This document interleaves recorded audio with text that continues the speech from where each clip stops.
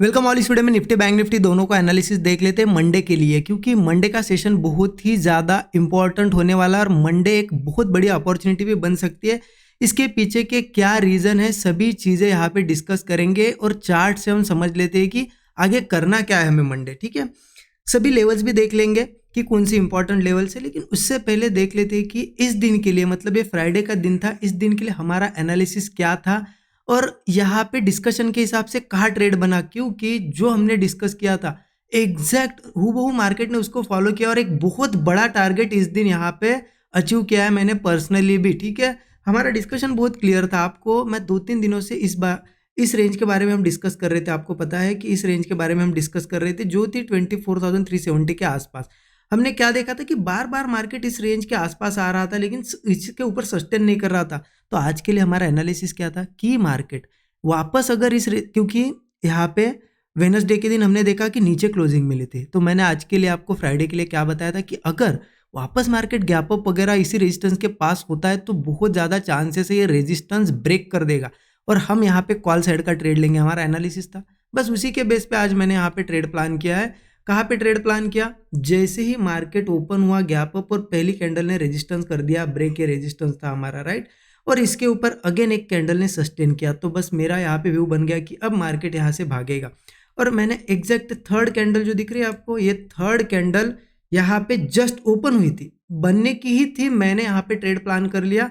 और इसी दो कैंडल में, क्योंकि देखिए मार्केट में अगर एंट्री बहुत जगह हो, बहुत अच्छी जगह अगर हो तो टारगेट बहुत बड़ा मिलता है, क्योंकि मेरी एंट्री एग्जैक्ट इस बॉटम में हुई थी और इस बॉटम में होने के बाद मेरा स्टॉप लॉस ही कहा था, मतलब एंट्री जहाँ हुई उसके थोड़ा सा ही नीचे, इसी कैंडल के नीचे मेरा स्टॉप लॉस था। ये जो कैंडल बन रही थी ना, इसी कैंडल के नीचे स्टॉप लॉस था और इसी दो कैंडल में 1:9 का रिस्क रिवॉर्ड, मतलब देखिए कितना बड़ा रिस्क रिवॉर्ड यहाँ पे मिला है। और सेम ट्रेड मैंने शेयर भी कर दिया था स्टूडेंट ग्रुप में, मैं चाहे तो आपको दिखा देता हूँ।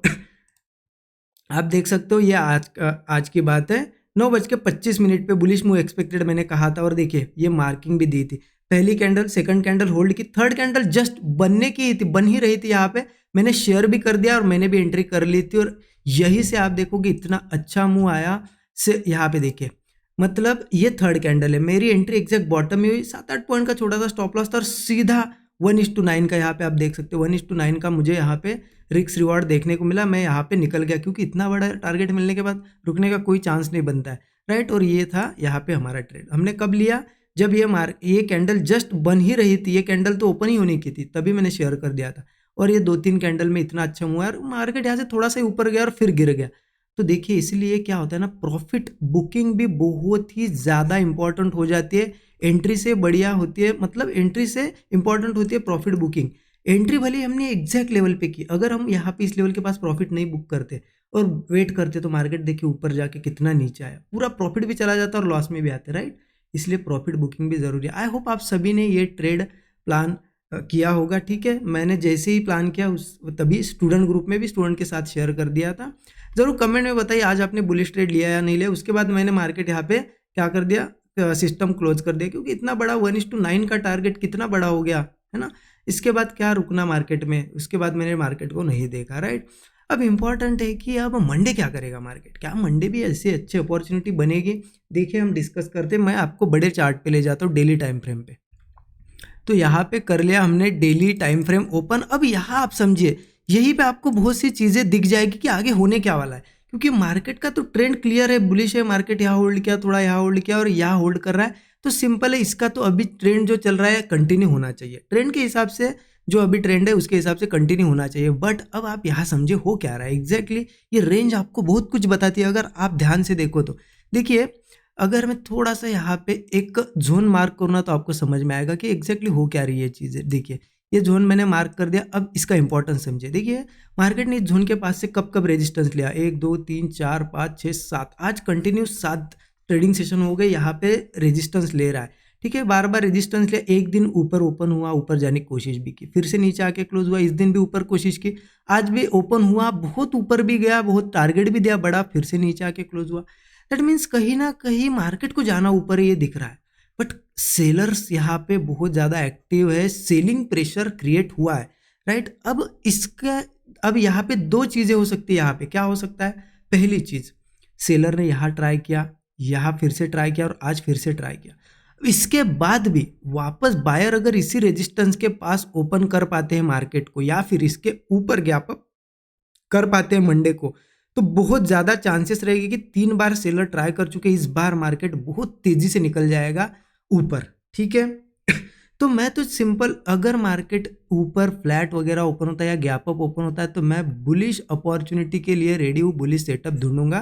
कैसे करना है मैं आपको 15 मिनट चार्ट पे बताता हूँ। ठीक है लेकिन एक इसका अपोजिट साइड भी हमें देखना चाहिए कि सेलर ने यहाँ ट्राई किया, यहाँ ट्राई किया, यहाँ ट्राई किया, अगर मंडे बायर्स गैप अप नहीं कर पाते हैं मार्केट को या फिर फ्लैट नहीं ओपन कर पाते, नीचे वगैरह गैप डाउन करते हैं और उसके बाद भी सेलिंग प्रेशर रहता है कंटिन्यू, तो फिर सेलर मुझे नहीं लगता वापस मार्केट को ऊपर आने देंगे, फिर ये नीचे जाने के लिए ट्राई करेंगे, नीचे ले जाने के लिए। और इसका नीचे जाने के लिए देखिए, मैं कभी भी इतने बुलिश मार्केट में आपको सेलिंग के लिए कभी नहीं बोलता हूँ, बट इस बार अगर वैसा सेटअप बनता है तो सेलिंग हम कर सकते हैं। क्यों कर सकते हैं?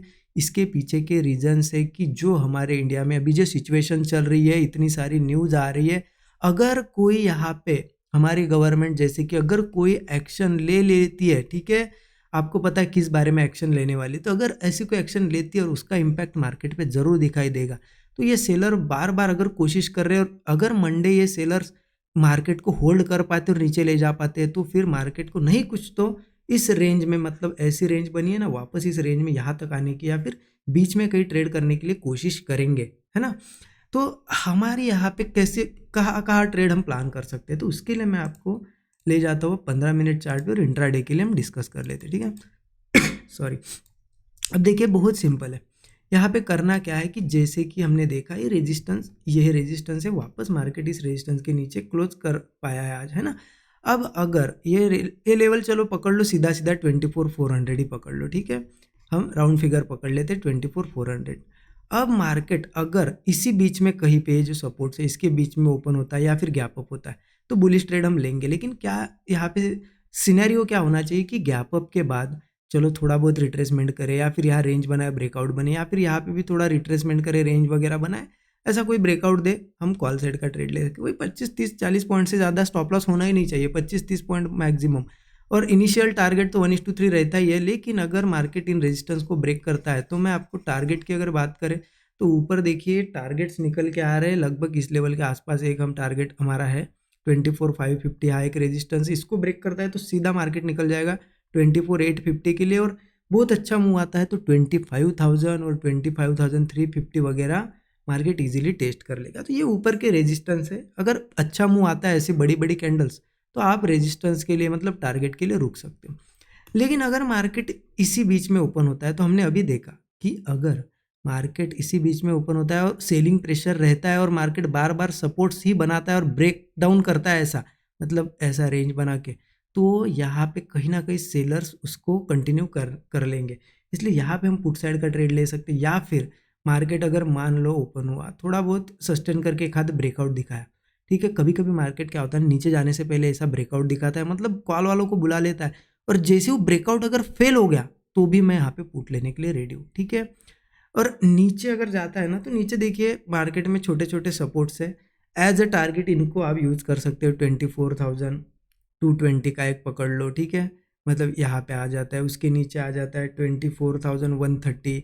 अगर अच्छा खासा मूव आता है तो मार्केट हो सकता है फिर ये जो ये लो बने थे ना इनके आसपास भी चला जाए, मतलब 23,920 के आसपास, मतलब 23,920 के आसपास भी आ सकता है। तो देखिए सिंपल सा अगर बताऊँ आपको तो रेजिस्टेंस के पास है, रेजिस्टेंस के ऊपर मार्केट अगर सस्टेन कर पाता है बुलिश है, अगर रेजिस्टेंस के थोड़ा नीचे नीचे ही सस्टेन करता है तो फिर सेलिंग साइड भी हम जा सकते हैं क्योंकि फिर सेलर्स एक्टिवेट हो जाएंगे। ठीक है बहुत सिंपल है, समझ गए, क्लियर है। अब बैंक निफ्टी का भी अगर बताऊँ मैं आपको, बैंक निफ्टी पे फटाक से चलते, डेली का chart open, daily time frame open है।